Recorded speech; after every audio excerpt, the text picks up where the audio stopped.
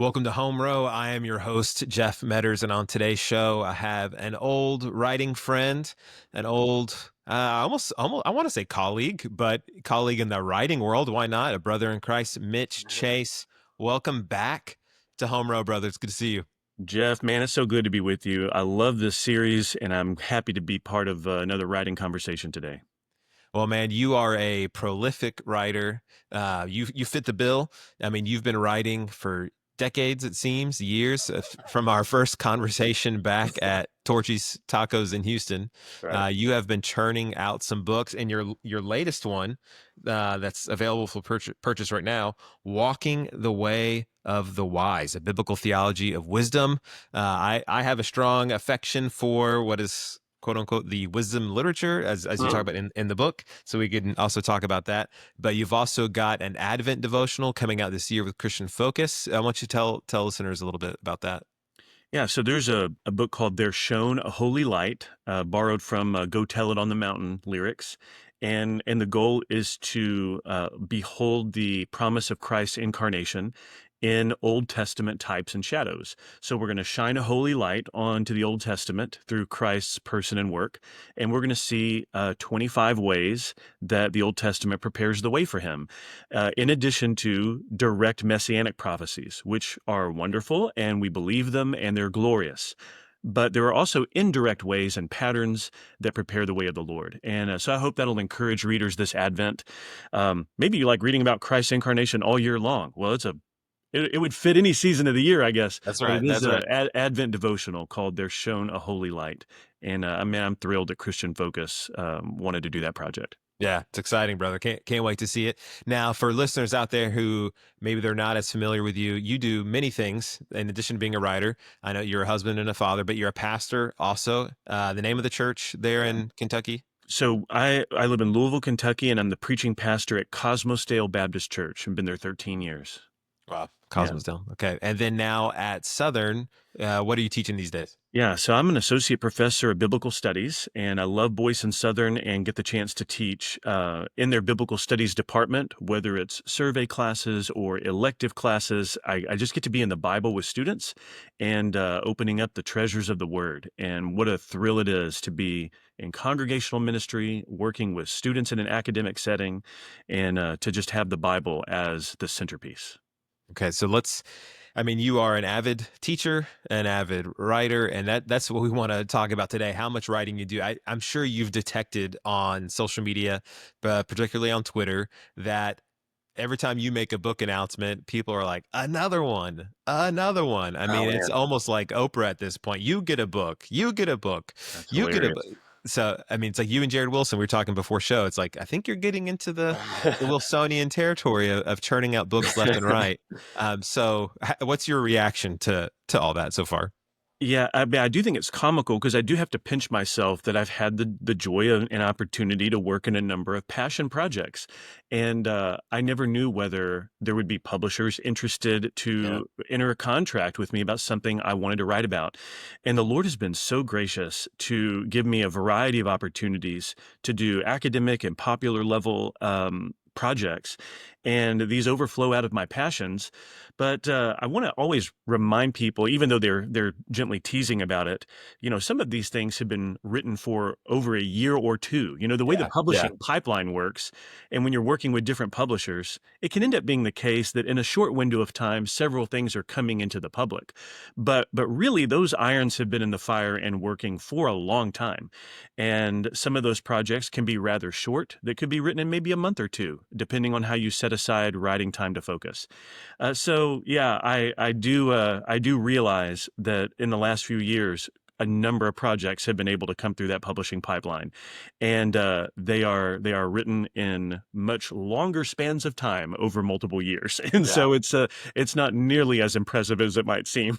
The publishers are very kind to grant the contract, but they don't always coordinate with one another, right? About Right. who's releasing what, and I don't think they should. It's just their own prerogative for why they release stuff.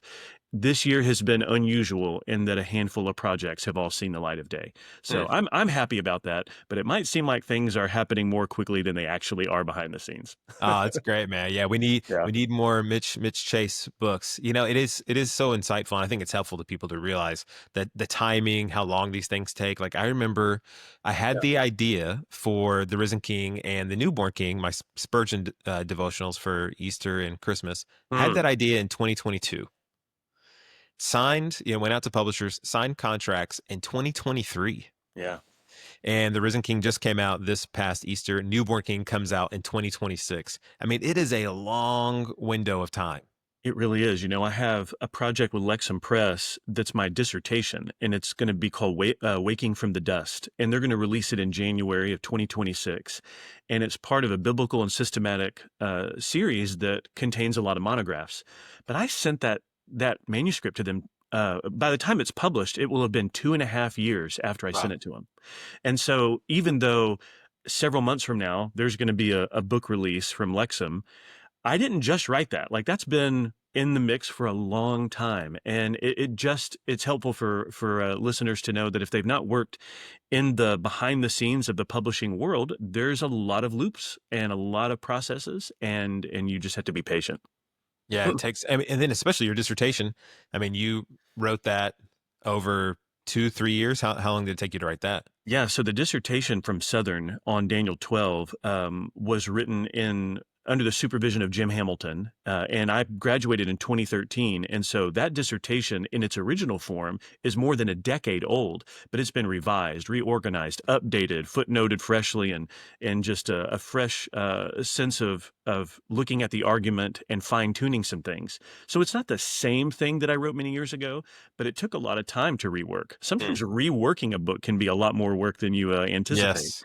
And Yeah. I keep getting questions about my dissertation on Spurgeon and Song of Songs. oh man, And I'm just like, I yeah, just know the work it's going to take to rework it. And I just don't have the energy for it right now. I need to let it yeah. sit and maybe take the route that you Well, did. you do such great work. I hope that you'll mark the time to set it aside. When you freshly come out of a lengthy, in-depth project like you've done, sometimes it's good to set it aside for a bit. But man, I hope you'll publish it. I Oh, would love to thanks, man. see it in print form, and surely a publisher will want to take a bite at something with a Song of Songs, that provocative book, Mm. and the way that you treat it. So yeah, I'd love for you to come back to it and print it in or publish it in a way that I know will be less dissertation-y and more like more widespread, publicly usable. Yeah. Yeah, man. Thank you. It's very kind. And Lord willing, I hope we can do that. I want to go back to something you mentioned. You mentioned your passions about writing in from your passions a second ago. Yeah. So your books vary and they cover lots of different topics. You have a book with Crossway. Is it Short of Glory? One on is it biblical theology of sin or the Yeah, fall? sin and the fall. So Okay. based out of Genesis 3, and so short of glory with Crossway. That's right. And then you have one with 10 of those, kind of a survey of the Old Testament, and then another one on survey of the New Testament. That's right. Your book on wisdom, your dissertation on Daniel, your book on Advent. So you have the ability to go Old Testament, New Testament. You're not just a Hebrew specialist. Or so. What are the passions that you write Yeah. from? I really write from a pastoral desire to help people understand what the Bible teaches, either in a holistic way or focusing in on certain doctrines or passages, like a book, focusing on Genesis 3 and Short of Glory and all the echoes that the fall has and the hope of redemption that's rooted in that chapter. And so if I'm passionate about something, it can really help me persevere in writing. We've all had projects in our school days where we had to write something and we were not excited about it. And it's tough. It's tough to bring to Yeah. completion, and it's just almost sheer willpower sometimes.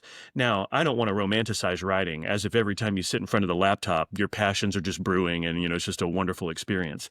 Sometimes you are staring at a screen, beating your head in the desk, and you're like, where are the words? But when you have a project as a whole that you are excited about, man, that's helpful to come to pass, and it helps you persevere. And these projects, though they do vary on the spectrum of emphasis and interest, I hope that readers will find themselves drawn to the same things that animate me. Because I know that if I'm passionate about it and I've got church members and students interested in it, then there would be a more widespread interest in a topic like that. It's probably not just me. And if we can put pen to paper, so to speak, then maybe the Lord would tremendously use a project that you're passionate about. I have benefited as a reader from projects that I know others were passionate about. And after much prodding and cajoling, someone finally encouraged them and contracted them to write it out. And man, what a blessing those things have been. And you can tell how they had just marinated in that stuff for so long. And the fruit of that study has been so wonderful. So I love it as a reader. And then, man, I would love for the Lord to use that in my role as a writer.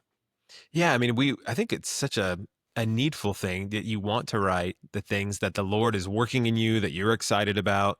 I Yep. mean, either of us, we could go write a camping manual, but how to set up a tent, how to start a fire. I mean, if we had to, but it's Yeah. not going to be fun and it's not going to be enjoyable to read. But the things that are thrilling us from God's word, the things that are thrilling us Yeah. about the life in Christ and union with Christ and the local church. Oh, it's a joy to write from that. And it's a joy to know that we're serving people. That's right. And a part of what animates me too is I want to ask the question, what do I wish I would have thought about many years ago that would have been more helpful in my thinking about the Bible, that would have helped me more in pastoral ministry, that would have just encouraged me as a disciple?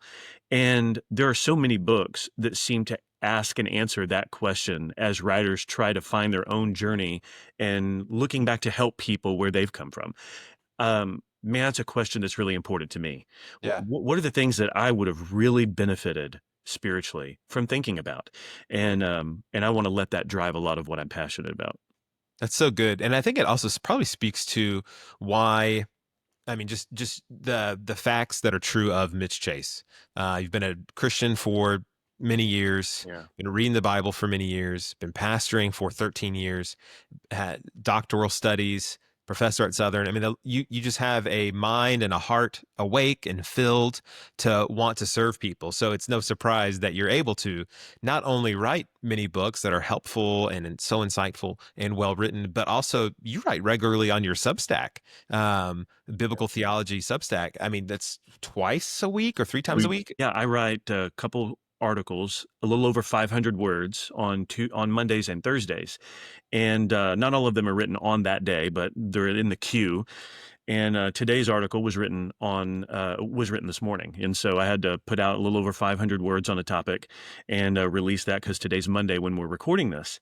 And so I do two a week on Substack because I want to put out free material every week and thinking about the Bible with whoever wants to follow along and subscribe. And so, man, the Lord's blessed the readership of that. And I've been so encouraged by people interacting with that content and just wanting to think more about the Bible and on a more regular basis. So I'm happy the Lord's blessed that. It's a Yeah. joy. Oh, it's fantastic, man. I love keeping up with your reading, reading your writing over there. It's just so good. So listeners, check out the show notes. There should be a link to Mitch's Substack over there, but you can just go search Substack Biblical Theology Mitch That's Chase right. and you'll find it. Okay, Thanks, so brother. let's zoom out from the books and the Substack. I mean, are you preaching 40, 50, 45 times a year? Yeah, probably at least 40 a year. Okay. And when you're at a church like ours that's quite traditional in its structure, we have a Sunday morning and Sunday evening service. And so most of the time, I'm doing both a morning exposition and then a different exposition elsewhere in the Bible in the evening. And so two sermons a week. And so that's the regular rhythm with some Yeah. exceptions. Okay. And then your regular lectures and stuff at Southern. I mean, you're doing a lot of stuff. That's right. I'm on faculty there, but I don't have as big a load as some of my colleagues because they want my life to be manageable with writing and pastoral ministry. And so I'm super appreciative of that. They let me teach there and be a part of their faculty, and what a joy. But they don't, I'm not invincible and I've only got so many hours in a day and I can't, risk burning out. So they along with all the people in our different ministry and in family circles, they help keep me sane and help keep Yeah. me focused on what the next right thing to focus on is. So that takes us exactly where I want to go. So how do you manage your schedule, your life? Because we all have the same amount of hours. Yeah. This is, when people will frequently say to me, and I'm sure people have said it to you, man, I wish I had time to write, or I wish I could write. I just don't have the time. I couldn't like, well, we all have the same amount of hours. Maybe you're not called to do it, or just not something you should be doing right now, and that's understandable. But for a guy like you, who's pastoring, teaching, able to write regularly on Substack, write books, give listeners insight onto this. This is how I get these projects done at a reasonable pace. Yeah. I just saw you also on social media. You took a nice long family trip at the beginning of the summer. You went all across North New Yeah. England ish Yeah. area, I think. Yeah. We went everywhere. Yeah, yeah, it was amazing. Tracking along with y'all on Facebook, I was like, man, they're going everywhere. So what does your writing rhythms week schedule look like? Yeah, so the big ideas for working on a project tends to be between semesters. So I try to focus on between the fall and spring semesters, both winter and summer breaks. I can be really productive when my routine is changed from the semester grind, and less just gets written during the semesters, and that's understandable. And I really try to relegate writing to the margins of life whenever I've got the energy and it makes sense to do it. Between semesters, things are a lot more flexible. And so I just turned in a project with my friend Andrew Abair to B&H Publishing today. And it's a book for preachers and trying to think about ancient questions and thinking about the Bible for our congregants. And a lot of that book got written this summer from my responsibilities. And so I just needed to have some margin that made sense after the semester. So that's just a recent example. And I write well in the mornings. So today being Monday, the Substack article got written. I got up this morning, had coffee, had breakfast with my wife, and then went and sat at the computer and worked on what I knew I wanted to write about today, and then hit publish. So I want to do morning work if I can. There was a day, probably, Jeff, that I could stay up till 2 in the morning in my Yeah. dissertation days, working on Yeah. stuff and firing on all cylinders.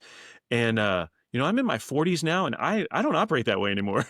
I need like 8 hours of sleep a night pretty consistently. And so, if I can get up in the morning though and hammer away at something, then I can plod and I can do some work. And I try to sit, and if I'm working on a book project, I try to work to where I can sit for 1,000 words. And then I feel free. I kind of release myself mentally, and I can do whatever else I need to in the day. And it might be pastoral work related. It might be sermon prep. It might be, something with the school, emails or whatever. But if I can sit and work on a book project, my goal is to write at least 1,000 words. Good. Now, if you set aside enough days like that, I mean, let's say over 3 months, you set aside, 40 or 50 of those kinds of sessions. Well, if you can do 1,000 words in a session, all of a sudden in a few months you've got a book. Yeah. I mean, you do, or at least the rough of it, and then you've got to fine tune everything.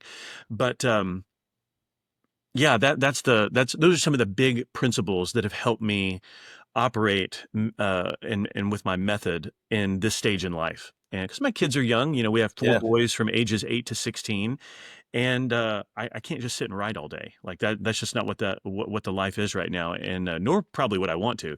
No. But I do snippets of at least 1,000 words. It's a self-imposed goal, and that's just because I know if I can do enough sessions of that, a book is going to emerge.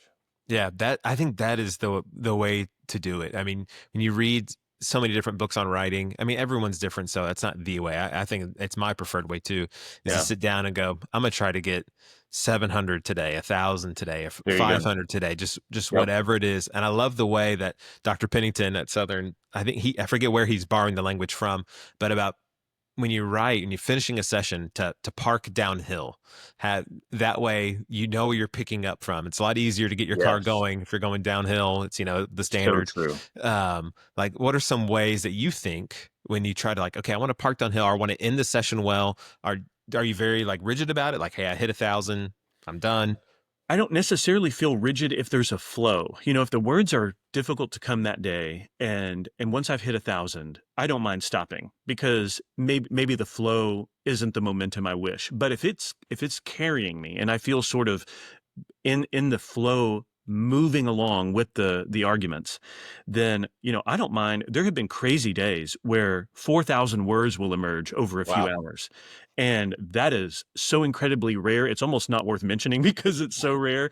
But at the same time, if should something like that happen, I'm happy to kind of sit through that. And if the schedule allows, I'll just try to produce what I can. But I do think parking downhill is key.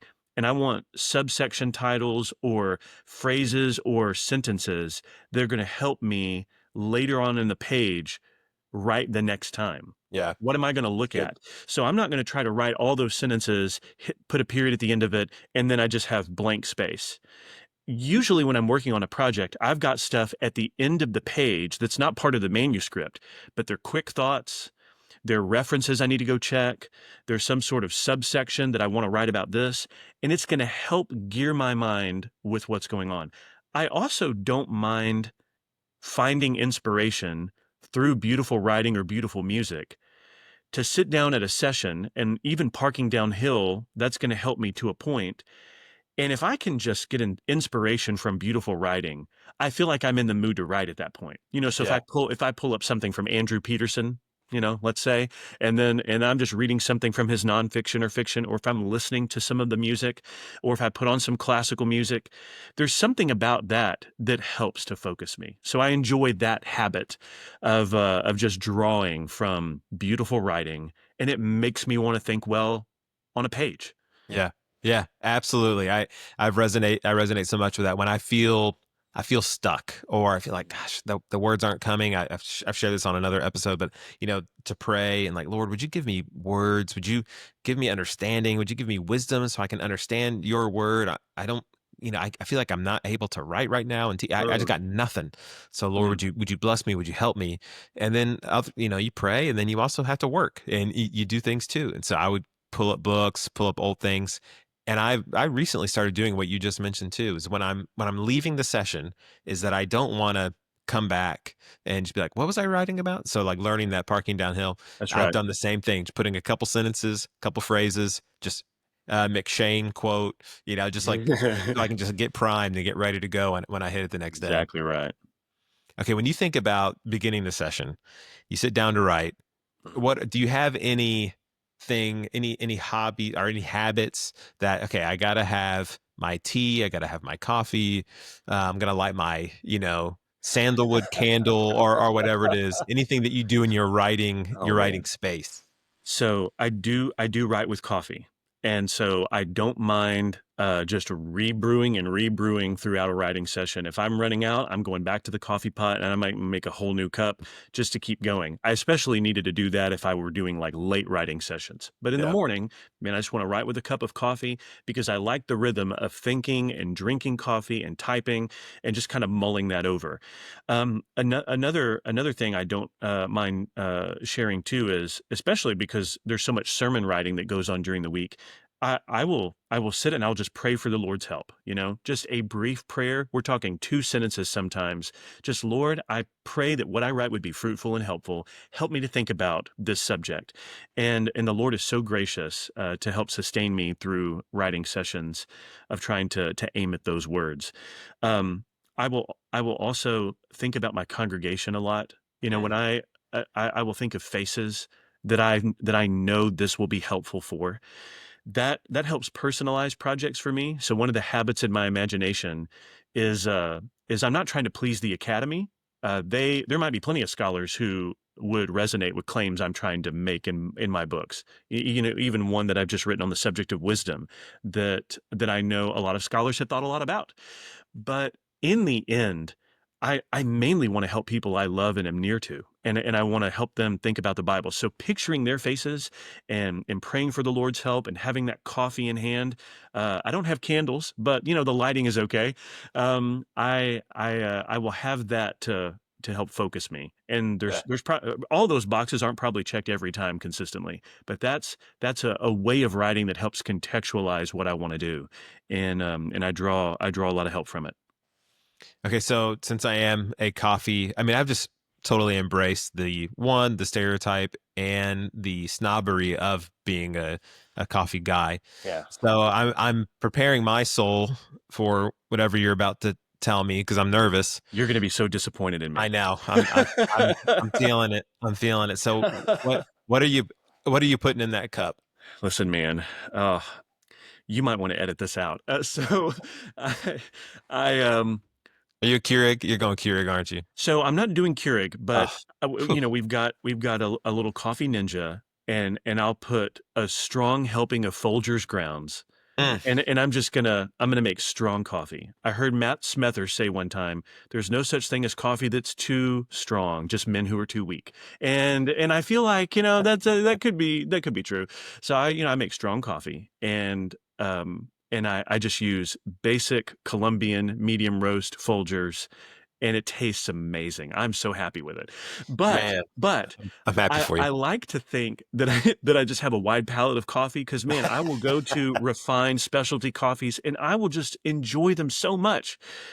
But I don't drink it black. I'll put some half and half in there. I'll put some sugar in there. It's not white by the end of it, it is Right, still right. dark. It is still Some dark. cookie dough flavoring, yeah. But, I've tried to adjust to just pure black coffee over the years, and I can't do it. Well, I shouldn't say I can't. I'm just not gonna give the time to try to Yeah. conform to it, even though I know that's better for me. I'm just not enjoying it as much, and why am I gonna try to work so hard at something I'm just not enjoying? So that's kinda where I am on that. I know the Lord's working on me, but, that's probably disappointing to hear. Yeah, it was. But I was prepared. I was wondering if there's an appendix in here on the coffee wisdom. No, we'll have to Yeah, look and it's not in the see. subject index. We kept that out. There's Yeah, nothing about yeah. it. It's Yeah, probably the well, way of the fool. I mean, of course, with Folgers, you could never become. I love this black coffee. There's no way. But That's right. right now. I'm actually drinking some Colombian coffee. It's not Folgers. It's Yeah, from a roaster in Boston, George Howe Coffee Roasters. They make amazing coffee. So next time yeah, you're in Houston or I'm in Louisville, I always travel with my portable craft coffee kit. It has a yeah, collapsible kettle, a hand grinder, a scale, and yeah. timer. And so I make craft coffee wherever I'm Mm. at. I'll make you a cup of fancy black coffee that It would tastes fruity. probably feel like a conversion experience, truly. Because I remember some years back, I was preaching at a seminary for the week in Colombia, South America, and they would bring me a cup of freshly ground Colombian coffee in the morning, and Mm, I would just drink it black, and it was heavenly. It yeah. was heavenly. What I would make for myself is nothing like it. So, I don't You could get there, Mitch. We can. I need to. It needs to be a goal. I really do. I do feel that, and I'm slow to learn. So Smethers shared on the episode we just recorded a little while ago, and it's out now too. He shared that he is one of my coffee disciples. That I got him onto the AeroPress. He uses it every day, so oh there's man, still time. I There's still know. the Lord's not done with you yet. I appreciate your help. Thank you. Yeah. I do feel like I've gotten to the point now where it's like I need some kind of hot liquid while Hmm. I'm writing. Yeah. So if I've had too much coffee, which is I only have maybe three cups a day. I don't do a ton, but Yeah. then it's like man, I still need something. I've really gotten into hibiscus tea. Okay. I love it. I'm Nice. I'm a hibiscus guy. And part of it now we're both in our 40s Mm. is it's great for your cholesterol. It's great for your blood pressure. I These are need to hear this. That's good. That's good. yes, Yeah. hibiscus tea. You can get on Okay. Amazon. I get it at the grocery store. I'll text you some stuff. It's great to have. I lowered my cholesterol one season a ton just by drinking hibiscus tea. So Man, I love that. Okay. this is what you get when you come to Home Row. You get hibiscus tea, you get George Howe coffee roasters, all that good I stuff. love it. That's what the listeners are here for. They're here for all of it. Okay, so you mentioned Andrew Peterson as Mhm. someone's writing that you love to go and be inspired by. Who are some other people Yeah. that you would maybe turn to, ancient, current, that you like to go be refreshed by? Yeah, I mean, I think I love reading John Calvin and Martin Luther. I think they are so incredibly edifying. I'm just thinking about older writers for a moment. Just in the terms of ancient, they never cease to build me up whenever I read them. I mean, I think Luther's hilarious, Yeah. and yet at the same time, the content of Calvin and in his institutes are just so moving. Modern writers that I think are just at the top of their craft whenever I read them. And Jeff, listen, I would include you in this. Oh, Reading your writing is always soul stirring, whether it's your Substack, whether it's books that you're publishing. I think about people like Andrew Peterson, Peter Lightheart, Jim Hamilton. There are writers who have such a way with words that when they produce something, it's going to be enjoyable to learn this. Because you might think to yourself, I want to learn this. And man, it's going to be enjoyable to listen to them teach me. So this is going to be mm, really helpful. And I'm not going to be bored. Like this is going to be a wonderful delivery mechanism through their writing. And I really appreciate writers who work at their craft. I did a PhD under Jim Hamilton at Southern Seminary. And I'd been moved and helped by his writing for years and years yeah. prior to moving to Louisville to study. But even to this very day, when he produces articles and sermons and books, the way he communicates, he works so well and diligently at it, and he's so gifted with it. And so, yeah, I love reading these writers because I never cease to learn from them, and I love learning from them. No, thank you, brother. That's very helpful and very kind. And I'm so overwhelmed at times when I think about writing. I shared this in my dissertation committee, so which included Jim Hamilton, Don Mm, Whitney, Michael Haken, and Matt yeah. Haste sat in with Mm, us. And man, what a team! That's oh, so it that's was so great. so Oh, edifying, phenomenal. so helpful. Jim was so encouraging about the quality of the dissertation.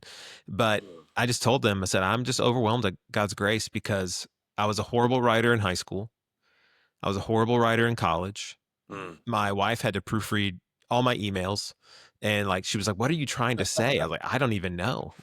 They were horrendous, Oh and man. I mean, to see that guy in his early 20s and then to be Jeff now in his 40s and seeing what God's done through writing it's just God's grace Oh, and that's transformation. fantastic.